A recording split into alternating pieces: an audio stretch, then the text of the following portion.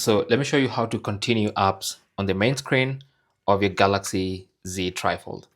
So let's say you're using an app and you're probably using an app like the gallery, for instance. Okay. So you have a photo, maybe a picture like this, and you want to see what this looks like on the big screen. Or maybe it could be a different app, maybe Instagram. You're just in something and you want to see it on the bigger screen. You just open and the app gets continued on the main screen. Now, to be able to do that, you go into settings. Under settings, you want to go to the left hand side and tap on display. And then in the display settings, you want to enable something called continue apps on main screen.